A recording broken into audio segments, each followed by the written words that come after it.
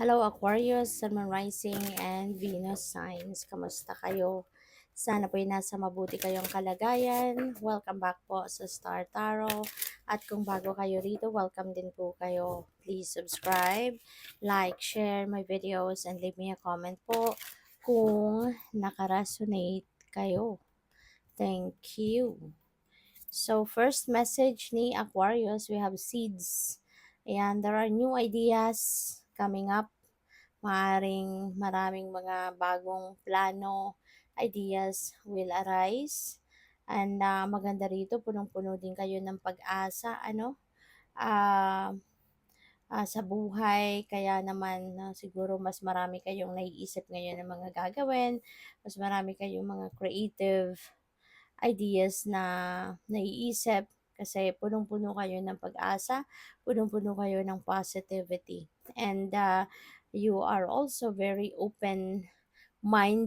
Kaya kahit ano siguro yung opportunity na kumakatok sa buhay mo, you are looking into it, ine-examine mo, tinitignan mo, 'di ba?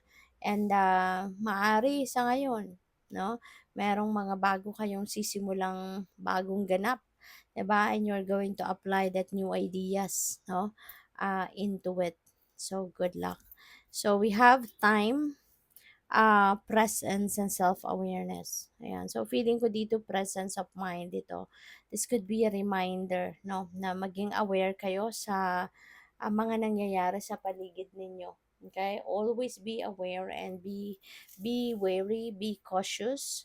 Kasi lalo-lalo na sa ngayon, marami ng mambubudol at mas dadami pa kasi nga sa hirap ng buhay sa ngayon. So, mas marami pang, alam mo yun, mga taong imbes na lumaban ng patas, mas iniisip nila yung easier way, 'di ba, of finding money, finding resources. Kaya merong mga naiisip, no, na mga panloloko sa ibang tao. Kaya kayo, Aquarius, tayong lahat, kailangan na laging may presence of mind, kailangan laging aware kayo sa mga nangyayari sa paligid ninyo. Okay? Maging discerning at maging mapagmatsyag din, be vigilant at laging makinig sa inyong gut feel, no?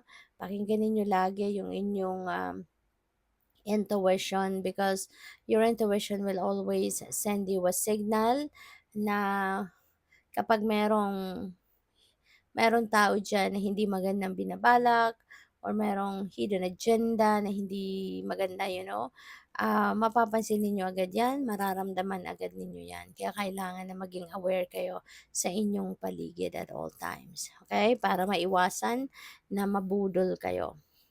So, we have fog, feeling lost, obscurity. Baka meron ditong confusion, maaari you're confused, maaring you are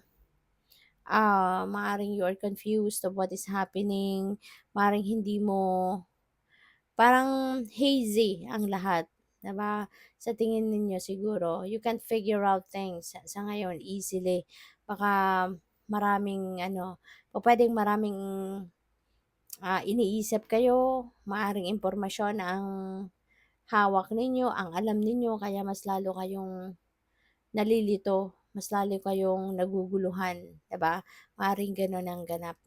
So, maybe yung isip ninyo fragmented because maybe hindi kayo, alam mo yun, lalo-lalo na kung kulang kayo sa tulog, 'di ba? Mahirap makapag-concentrate kapag kulang sa tulog, no? So, maybe kailangan mo muna na magpahinga, Aquarius. Maybe you need to take a breather, okay? Take care of yourself first. Get back to balance, okay? Para na makabalik kayo sa sentro. Kapag nabalik niyo yung sarili niyo sa sentro, then you will see na you will be able to concentrate better. Okay? Makakapag-isip kayo ng mas maayos. At ayun. So, maraming salamat, no, for subscribing. And if you haven't subscribed yet, subscribe na kayo.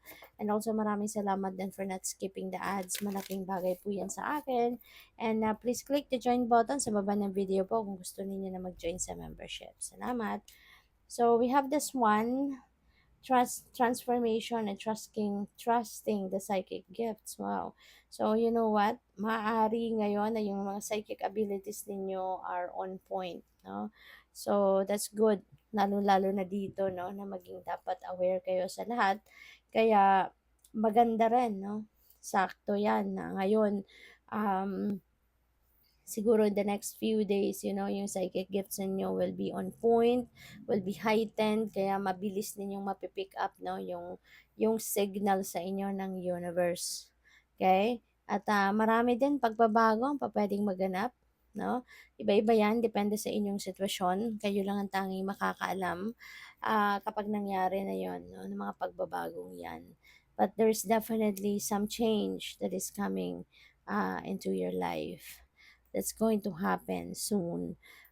We have the Earth Fairy, physical health, grounding foundation. Ayun na nga, kailangan mong i-ground ng sarili mo, Aquarius. So, most likely, ang iba talaga sa inyo confused, ang iba sa inyo aligaga, ang iba siguro sa inyo ang daming ginagawa, multitasking.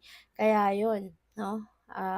Parang wala kayo sa wisyo, parang wala kayo sa focus. Or maaari din na baka ang iba sa inyo mayroong mga nararamdaman physical discomfort, may mga issues kayo sa inyong physical health.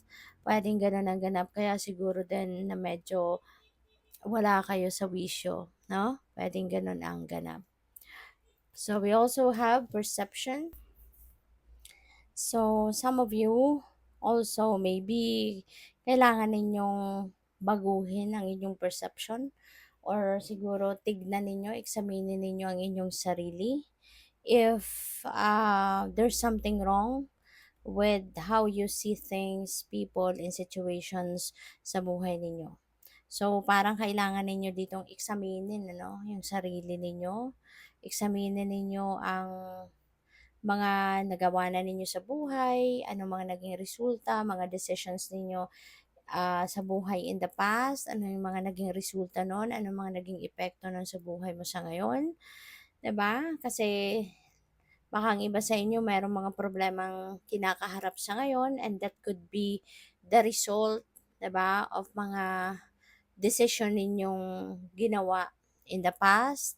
Maaaring ngayon lang ninyo nakikita yung resulta or ngayon lang lumalabas yung epekto ng mga decision ninyo in the past. So, tignan ninyong maigi. This could be the right time para examinin ninyo ang sarili ninyo, you know?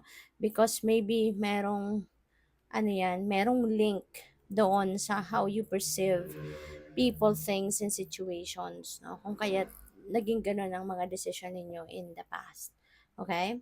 So, tignan natin kung ano pa ang ganap for Aquarius.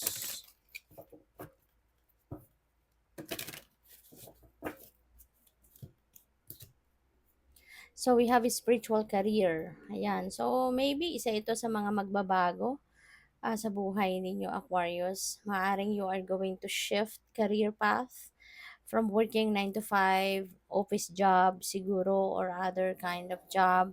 Baka yun ang babaguhin ninyo.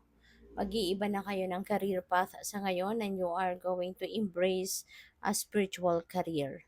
So maaring ito na ngayon ang bagong buhay ninyo. We have happy ending and maaaring sa pagbabagong ito ng inyong karera, maaaring ito na yung maghahatid sa inyo ng iba yung saya. 'Di ba? Maaaring ito na yung magdadala sa inyo ng happy ending. Wow. Or maaari din na meron ditong um, sitwasyon na pinag-effortan ninyo, 'di ba? Pinagtrabahuan ninyo at ngayon maaaring nakuha mo yung ine-expect ninyong outcome, no? Kaya magiging masayang-masaya kayo, no? So, congrats. Wow, love. So, maaari, no, na yung relationship ninyo, yung romantic relationship ninyo ay magkakaroon ng happy ending. So, pwedeng ito yon. Maaaring yung pag ang tawag dito, pagliligawan, 'di ba, mauuwi na ngayon sa kasalan. So, puwedeng gano'n, magkakaroon ng happy ending. So, good luck. Thank you for watching. Love and light. Namaste.